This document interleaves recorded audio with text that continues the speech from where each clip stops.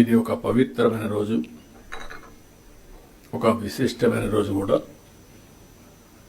అందరికీ రాజ్యాంగ దినోత్సవ శుభాకాంక్షలు.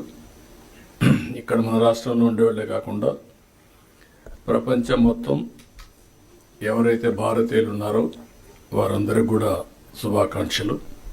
ప్రపంచంలోని అతిపెద్ద రాజ్యాంగాన్ని, అతిపెద్ద ప్రజాస్వామ్య దేశానికి పరిరక్షణ కలిగించిన రోజు.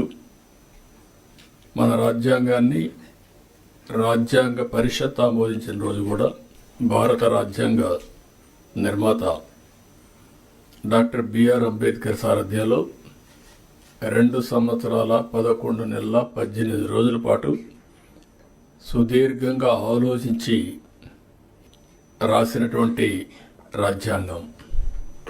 అది కూడా ప్రపంచంలోనే ఒక లిఖిత రాజ్యాంగంగా ఈరోజు మనం చూస్తే ఇది అమలు చేసి 75 సంవత్సరాలైనా ఎన్నో సవాళ్లు వచ్చినా ఆ సవాళ్లన్నీ అధిగమించి దేశ భవిష్యత్తుని, అదే మాదిరిగా భారతదేశ సమైక్యతను కాపాడుకుంటూ ముందుకు పోగలిగాం.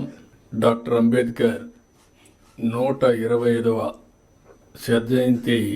జయంతి సందర్భంగా 2015 నుంచి రాజ్యాంగాన్ని భారత రాజ్యాంగ దినోత్సవంగా జరుపుకుంటూ ముందుకు పోవాలని గవర్నమెంట్ ఆఫ్ ఇండియా నిర్ణయించడం.